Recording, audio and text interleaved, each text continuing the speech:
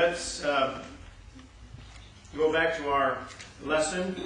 I counted up, and today, after today, we will have covered 77 alleged contradictions in the Bible. I don't believe we've found any legitimate ones yet, and so it will be again today.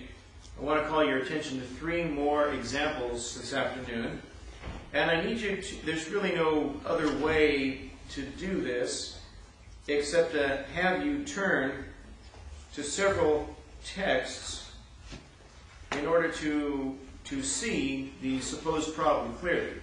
And so I want to have you first of all turn to Matthew 27. Matthew chapter 27.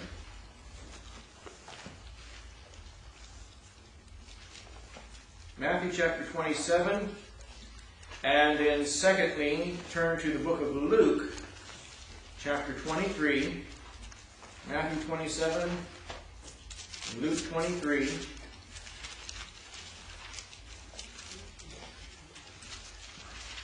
And then thirdly, with your third hand, come to John chapter 19. Matthew 27, Luke 23, and John 19. Okay, first of all, let's read Matthew 27 and verse 46. And about the 9th hour, Jesus cried with a loud voice, saying, Eli, Eli, lama sabachthani, which is to say, my God, why hast thou forsaken me? Now, come forward to Luke chapter 23, verse 46.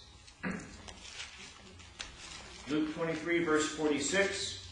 When Jesus had cried with a loud voice, he said, Father, into thy hands I commend my spirit. And having said thus, he gave up the ghost.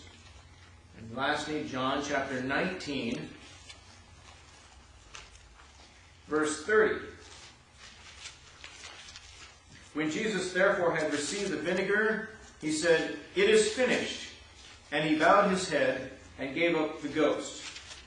Now, here's the problem. According to these 3 texts, Jesus' last words were either, my God, why hast thou forsaken me? That's what Matthew writes. Mark also records that. Or it was, Father, into thy hands I commend my spirit. Or it was, it is finished.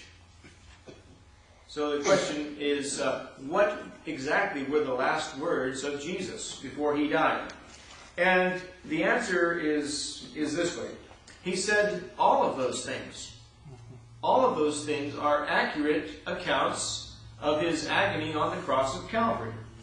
But notice that after Christ, the Bible says Christ cried, my God, why hast thou forsaken me? According to Matthew.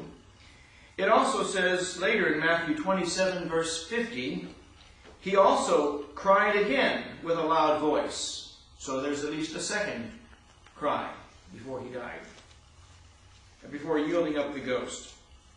But according to Luke, after he, quote, had cried with a loud voice, he said, Father, into thy hands I commend my spirit.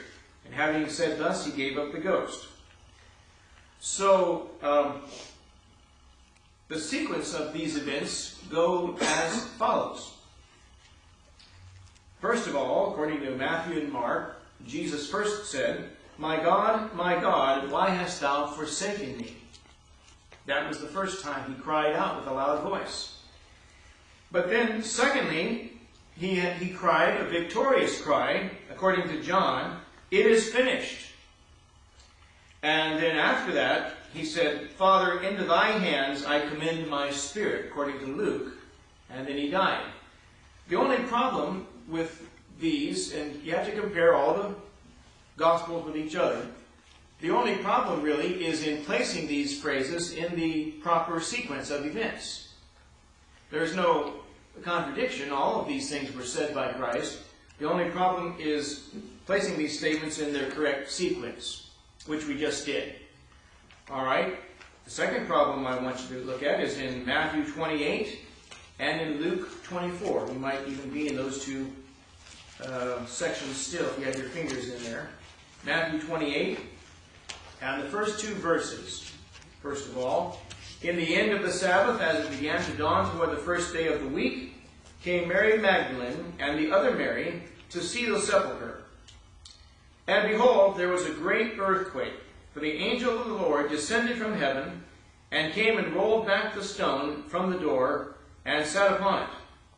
It says his countenance was like lightning, and his raiment white as snow, so forth. And then verse 5, the angel answered and said unto the women, Fear not ye, for I know that ye seek Jesus, which was crucified. And look at Luke chapter 24, verses 1 and 2. Luke 24, verses 1 and 2. Now upon the first day of the week, very early in the morning, they came unto the sepulchre, bringing the spices which they had prepared, and certain others with them. And they found the stone rolled away from the sepulchre. Now, the so-called problem, the alleged contradiction, is one text says the women came to the tomb, or rather, when they came to the tomb, the angel hadn't rolled away the stone yet. While Luke says they discovered the stone already moved, and the tomb was empty. Which account is correct? Well, Matthew does not say the women arrived to the tomb and saw that it was still sealed. It does not say that. It does not say that when they arrived they discovered a sealed tomb that was not open yet. This is the kind of lame, stupid, ignorant understanding of the Bible that has led multitudes to believe that Jesus rose right about sunrise. And therefore they try to draw some analogy with the sunrise and the sun rising from the dead. Despite all of the gospel accounts to the contrary. This is what you and I as Bible believers have to deal with.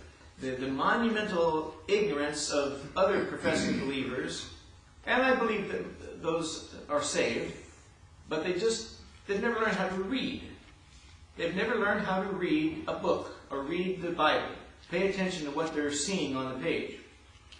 Matthew 28 says that an angel did indeed roll the stone away, and when he did, there was a great earthquake at that event. But Matthew does not say when the angel rolled that stone away. Matthew 28, verse 2, is an independent verse of extra information God decides to insert into the story, so you'll know how that stone came to be rolled away. But it does not say that the women arrived and discovered the stone in front of the tomb. You can search for it all day long in verses 1 and 2 there, and it's not there.